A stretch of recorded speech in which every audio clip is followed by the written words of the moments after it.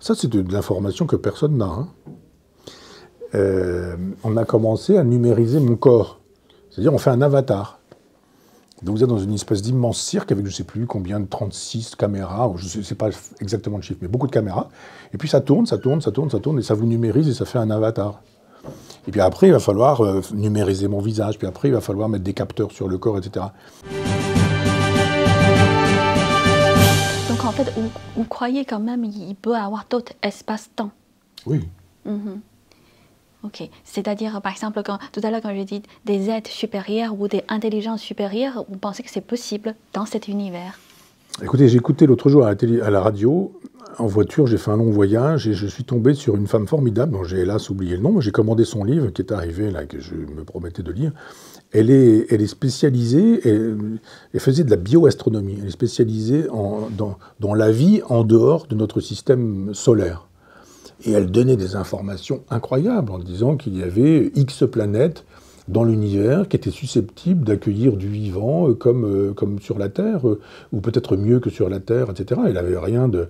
Elle travaille, je crois, à la NASA, enfin elle était aux États-Unis avec des gens haut de gamme, et elle validait l'hypothèse d'une vie extraterrestre, au sens étymologique. Il dit, oui, bien sûr qu'il y a de la vie extraterrestre, c'est évident, c'est sûr. Elle a donné un chiffre, mais il faudra que je lise tout ça, mais en disant qu'il y avait tant de planètes qui, dans ce que nous connaissions actuellement, étaient susceptibles d'accueillir du vivant. Maintenant, quel type de vivant? Évidemment, c'est pas des hommes et des femmes habillés comme nous, faisant de la trottinette ou se déplaçant à cheval. C'est pas, enfin, peut-être ça aussi, je n'en sais rien. Mais je pense qu'il faut imaginer d'autres configurations vivantes, que c'est pas du tout sur ce principe-là qu'il faut les penser et les imaginer. Et tout à l'heure, quand vous dites, en fait, vous ne croyez pas en Dieu, mais en réalité, vous êtes en connexion avec beaucoup de choses intangibles. C'est ça ou pas? C'est vrai. C'est-à-dire, on ne voit pas, on peut quand même sentir. Des petites astuces. On peut constater. C'est-à-dire que moi, quand j'ai passé ma journée à produire, je vous dis, autant de signes dans une journée, autant de pages, je suis bien obligé de constater que quelque chose a lieu. Alors, appelons ça des signes, si vous voulez, mais je me dis, comment ai-je pu produire ça? Je ne sais pas. Je ne peux pas vous dire, c'est parce que ceci ou c'est parce que cela, c'est parce que Dieu, c'est parce qu'une puissance, c'est parce que je ne sais pas quoi. Je constate ça. M'est arrivé de constater aussi un jour une chose étonnante. J'ai perdu ma compagne il y a une dizaine d'années, et un jour, à 3 h du matin, je me suis réveillé en nage, en voyant un suaire qui tombait, un linceul comme ça, qui tombait dans le vide, et il y avait la forme d'un corps dans ce suaire qui tombait, et je me suis réveillé angoissé, comme ça, transpirant, avec le cœur qui battait à tout rompre, et je me dis, c'est terrible, cette espèce de cauchemar, j'allume, je regarde, il est 3 h du matin. Et à 7 h du matin, je reçois un coup de fil, et c'était le père de ma compagne qui m'appelait pour me dire que son épouse était décédée à 3 h du matin. C'est factuel. C'est-à-dire que moi, je sais bien que j'ai fait ce cauchemar, je sais bien que j'ai regardé ma pendule, je sais bien qu'il était 3 h du matin, je sais bien que j'étais en nage, je sais bien que j'ai coupé l'électricité en me disant bon, je vais avoir cours demain matin, j'essaie de me rendormir, je sais bien qu'à 7 h le matin, j'ai eu ce coup de fil, etc. Je ne sais pas expliquer. Mais factuellement, je ne peux pas dire ça n'a pas eu lieu, j'ai fait un cauchemar et ça a été suivi d'un rêve ou je ne sais pas quoi, je dis n'importe quoi. Non, je suis sûr de moi, de ce que j'ai vécu à ce moment-là. C'est difficile d'imaginer que ce serait une pure coïncidence. Un cauchemar, un linceul qui tombe dans le vide avec la forme d'un corps, une femme que j'aimais beaucoup, qui était un peu presque comme ma mère, qui meurt très exactement à ce moment-là. Ben là, il y a évidemment quelque chose. Quoi, je n'en sais rien. Je dis simplement que factuellement, j'ai connu ça. Et donc, j'ai pas de réponse. Hein. Je peux pas vous dire c'est ceci, c'est cela. Et évidemment, des gens, les spirites me diraient que c'est son esprit qui communique avec le mien. Et que, mais pourquoi moi et pas son mari Parce ou que sa fille? vous avez cette sensibilité que les autres ne peuvent pas avoir. Mais en fait, j'aimerais vous dire, normalement, croyez en Dieu ou pas, de toute façon, la religion n'égale pas la foi. C'est deux choses différentes. Ah oui, bien sûr. Oui. Oui. Je ne crois pas en Dieu, mais Dieu croit en moi, c'est ça que vous voulez dire? Non, c'est-à-dire, pour moi, la croyance ou quelque chose au-delà, c'est bien plus grand que ça. On ne peut pas définir avec un seul mot. Ce que vous avez vécu, c'est-à-dire vous avez tout senti.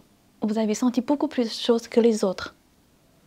c'est juste votre définition, c'est juste la façon d'exprimer, c'était pas connecté. J'ai vu dans la presse, quand votre femme est partie, et vous voulez aussi mettre fin à votre vie, c'est ça? Et c'est quoi qui vous avait fait changer ta vie? C'est un peu privé, c'est un peu personnel. Enfin, Marie-Claude et moi, on avait construit notre existence sur la liberté. Et donc, je ne sais pas ce que je peux vous dire. Je ne voudrais pas la trahir, je ne voudrais pas dire des choses dont je sais qu'elle n'aimerait pas qu'on les dise. Mais j'avais construit ma vie librement, et il y avait une autre femme dans ma vie, avec son accord, et avec l'accord de cette autre femme. Et donc, elle s'appelle Dorothée, elle est devenue mon épouse depuis. Et donc, je pense que s'il n'y avait pas eu Dorothée, j'aurais probablement, enfin, je ne vais pas réécrire l'histoire, mais j'aurais probablement essayé de mourir avec elle ou en même temps qu'elle.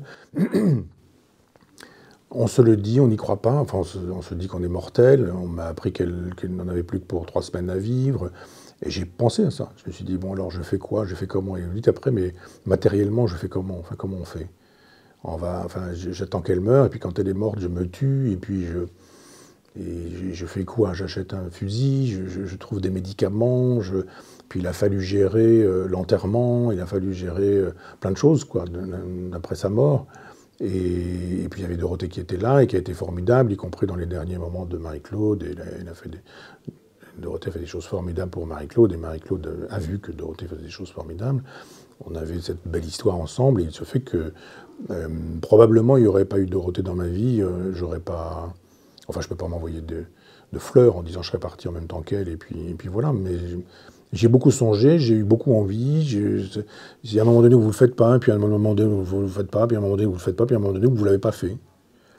Et puis vous êtes accablé, et puis vous ne pensez même plus à ça. Vous êtes dans une espèce de douleur, de souffrance, de hurlement, où il n'y a même plus de projet. Le projet, c'est de passer la minute, puis encore la minute, puis encore la minute, pour faire un quart d'heure qui va faire une heure, qui va faire un jour, qui va faire, etc. Et on est un peu comme une espèce de poulet à qui on a coupé la tête et qui court partout comme ça, une espèce de folie dans ce monde-là. Et ma chance, c'est d'avoir travaillé. C'est-à-dire, je me suis mis au bureau, je me souviens très bien, je me suis dit, est-ce qu'il va sortir quelque chose? Est-ce que cette facilité que j'ai à écrire, à dactylographier, à composer, etc., etc., et je me suis dit, j'ai mon cours à l'université populaire à fabriquer, quoi, à faire. Il fallait que je lise Hannah Arendt cette année-là.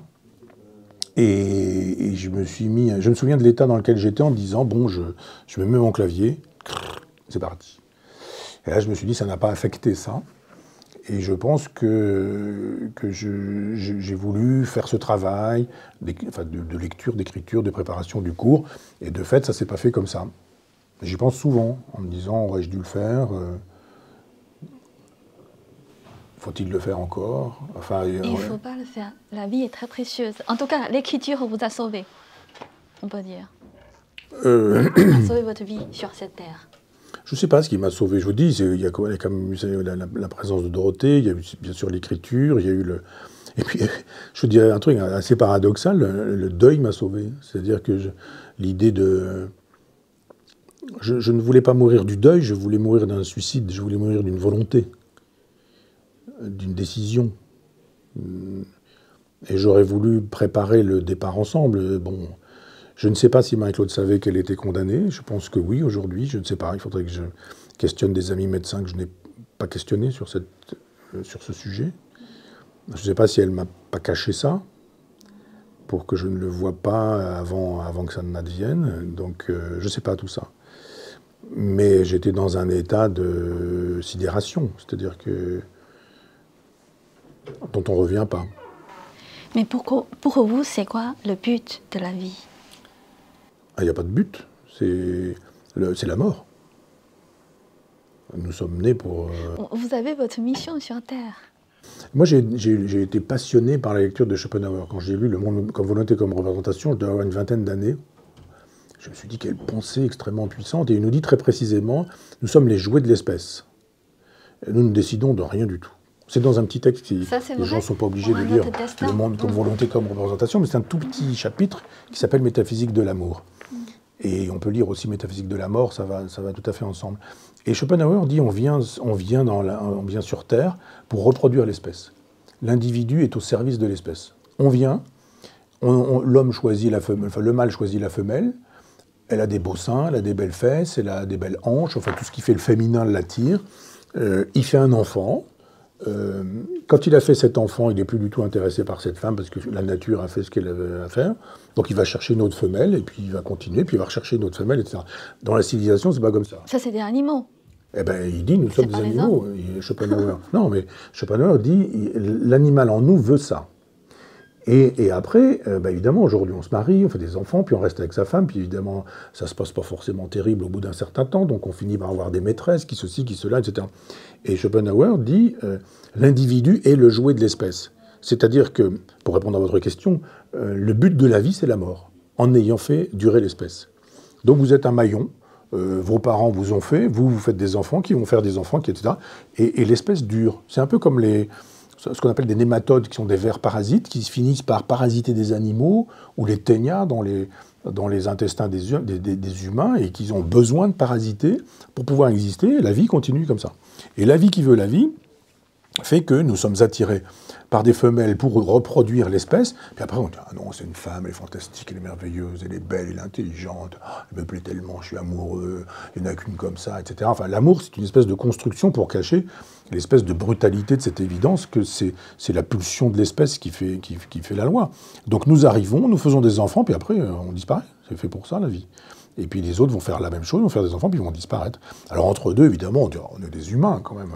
On a des habits, on va au concert, on lit des livres, on sait parler, on fait de la gastronomie, on boit des bons vins.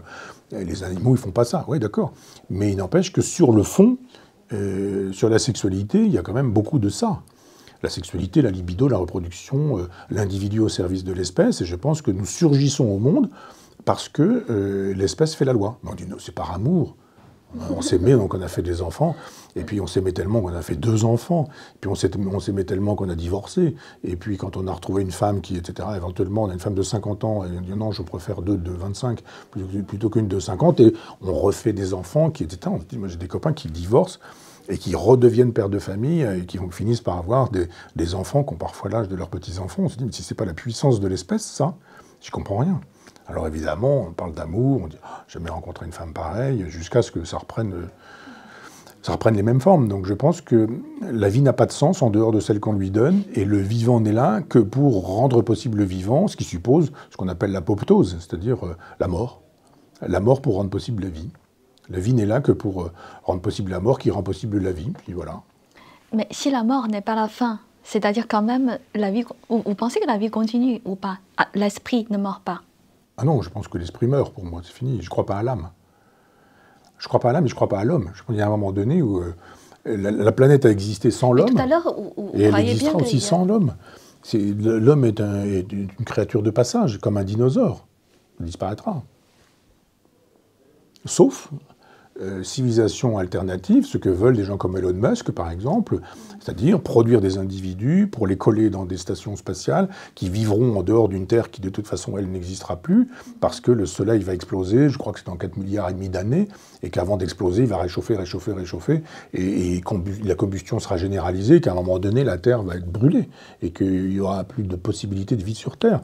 Donc il n'y aura plus d'hommes, sauf les hommes qui auront rendu possible une vie extraterrestre. C'est pour ça que des gens comme Elon Musk, les GAFAM, le transhumanisme, sont des gens qui travaillent à ce projet, un peu à la Schopenhauer, de faire durer l'espèce, en disant qu'il faut absolument que l'espèce dure, comme il y a une menace qui est effectivement un astéroïde, qui est la mort de l'explosion du Soleil, etc., il va falloir qu'on envisage soit de trouver des exoplanètes, soit de trouver des stations orbitales viables. C'est pour ça d'ailleurs qu'on travaille, enfin que des gens travaillent à la viande cellulaire, au clonage de viande. C'est pour ça qu'il y a des véganes qui sont les idiots utiles, les gens qui travaillent à ce projet-là. C'est pour ça qu'on est aujourd'hui en train de travailler à des décompositions des corps avec des champignons, et pour faire de telle sorte que les cadavres deviennent de l'humus pour faire du compost. C'est-à-dire qu'il y a un moment donné où il faudra recycler des cadavres et on refera un humus dans lequel on pourra refaire planter des choses, enfin, etc.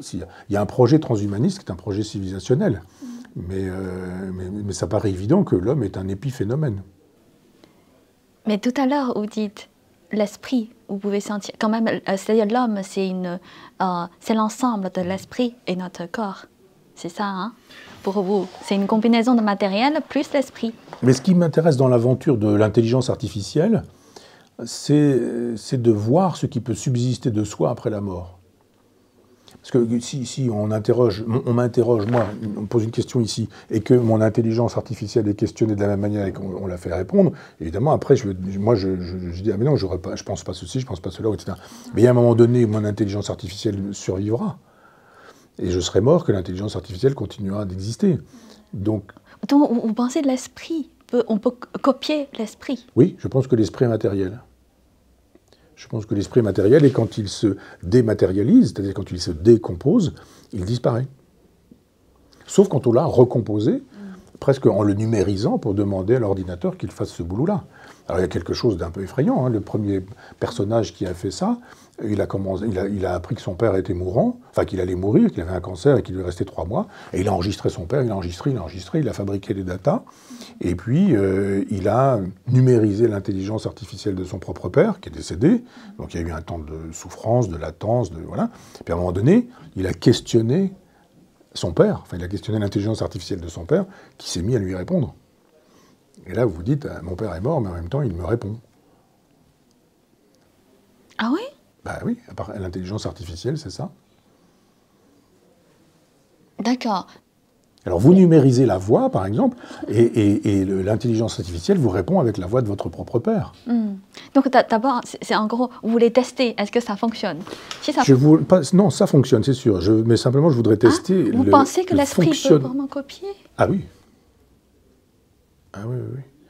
Et alors après, on a commencé à faire des choses. Ça, c'est de l'information que personne n'a. Hein. On a commencé à numériser mon corps. C'est-à-dire, on fait un avatar.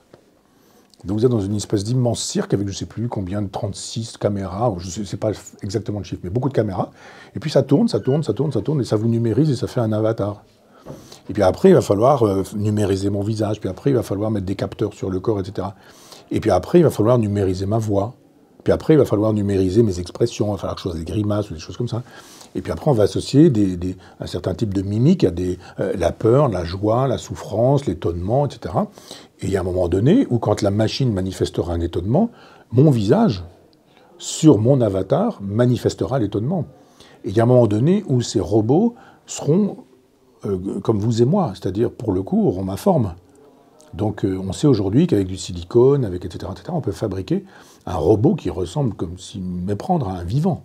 Et là, si vous dupliquez ce robot et que vous faites de telle sorte que il ressemble totalement à moi quand je serai mort, par exemple, qu'en même temps ce soit mon intelligence, qu'en même temps ce soit mes mimiques, qu'en même temps ce soit ma voix, qu'en même temps ce soit...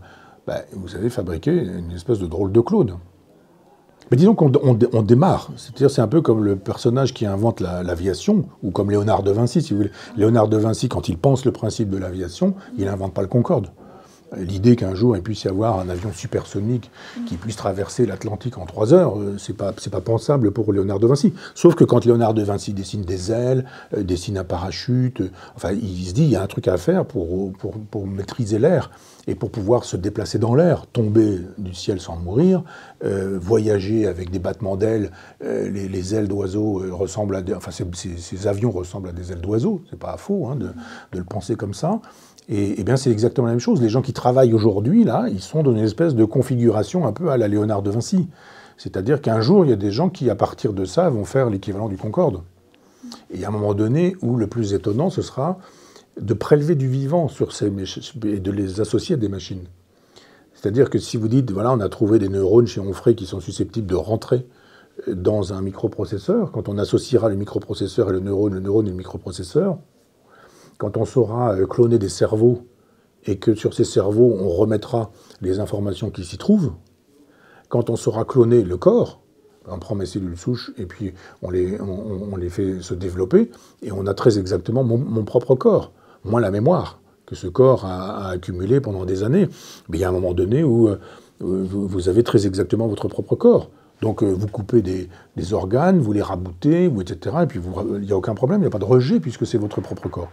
Quand vous coupez un cœur et que vous faites une greffe cardiaque, le problème, c'est le rejet. Pourquoi vous prenez des traitements anti-rejet Parce que le corps, il dit, mais ce morceau de viande n'est pas de moi, ce cœur n'est pas de moi.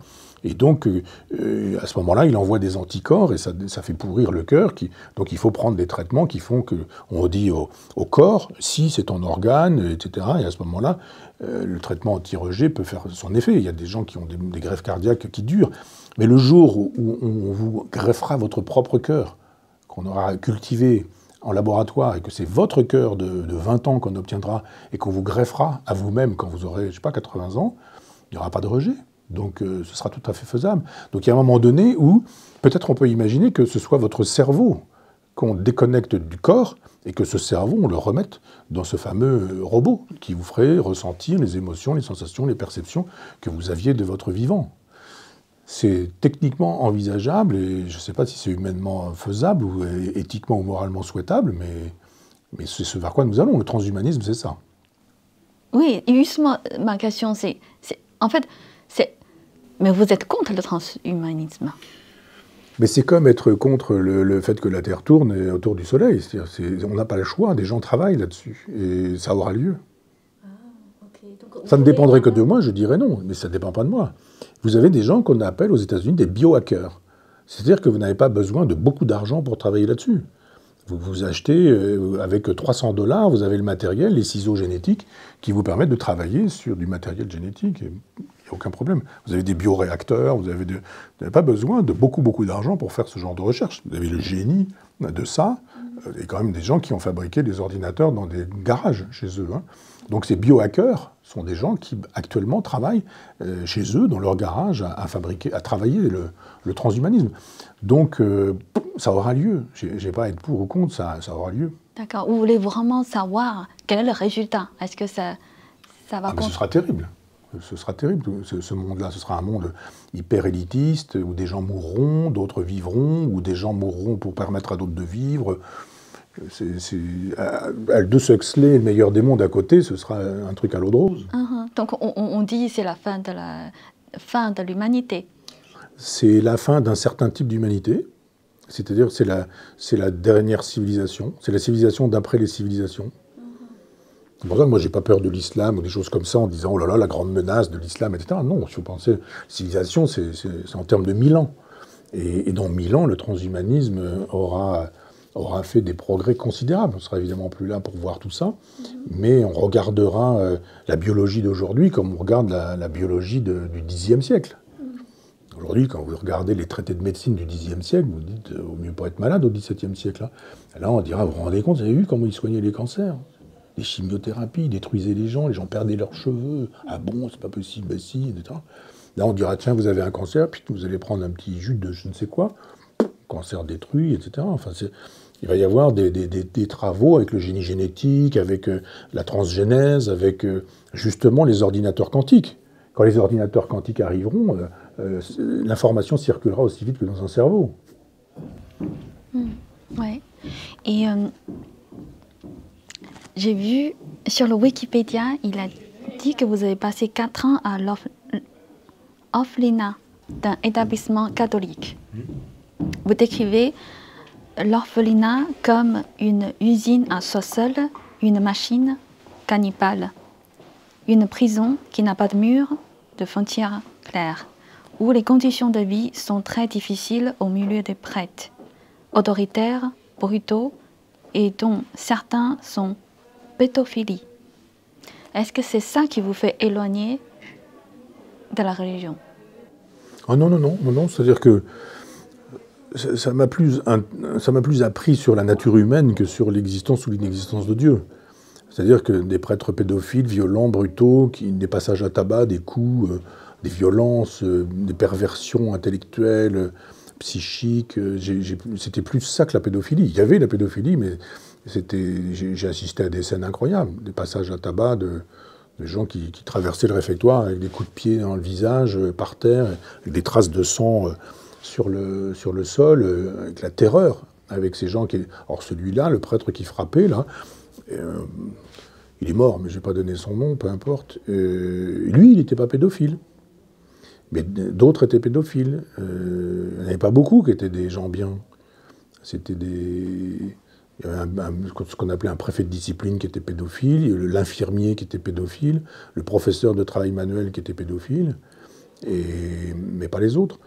Et l'autre, là, qui était une espèce de brute qui tabassait. Donc j'ai plus appris sur la nature humaine que sur Dieu. Dieu, j'y croyais déjà plus. Dieu, j'ai pas cru, enfin j'ai cru aussi longtemps en Dieu que j'ai cru au Père Noël. C'est-à-dire qu'on m'a dit le Père Noël, il descend par la cheminée, il avait une hotte, il y a des jouets, il donne des jouets aux enfants gentils, tu mets tes chaussures, et puis demain matin, le bonhomme Noël t'aura mis des jouets. Bon, d'accord, j'y ai cru, puis un jour, j'y ai plus cru. Je sais quand. J'avais trouvé sous le lit de mes parents le cadeau de mon frère et moi, donc j'ai bien compris que le Père Noël, ça n'existait pas. Mais j'ai pas à un moment donné où je me suis dit « Ah, j'ai cru en Dieu », et puis à ce moment-là, j'ai cessé de croire en Dieu. Non, parce que j'ai cru en Jésus, Marie-Joseph. Très tôt, j'ai eu des cours d'histoire sainte. J'ai une vieille dame qui m'avait appris à lire très tôt. 3-4 ans. Ma mère m'avait donné des chiffres comme cela. Mais c'était une dame qui nous apprenait le nom des fleurs, des panneaux de la circulation, les personnages de Jésus, Marie, Joseph, Gaspard, Melchior, Balthazar. Donc j'ai appris tout ça. Et puis je vous dis, il y a un moment donné où... Mais j'ai pas cru... Enfin si, il y avait le bon Dieu, il y avait la Sainte Vierge, mais c'était une histoire qu'on me racontait, comme on racontait l'histoire du Père Noël. Mais la foi, je ne sais pas si je l'ai eu un jour, mais je n'ai pas souvenir d'avoir prié Dieu en me disant « je crois en Dieu », et puis le lendemain de me dire oh, « j'y croyais, je n'y crois plus ». Non, ça m'a quitté comme le Père Noël, ça m'a quitté. Alors je peux dire oui, le jour où j'ai trouvé le cadeau, je me suis dit « ah oui, d'accord, le Père Noël, c'est une histoire, quoi ». Mais là, ça s'est fait naturellement, simplement.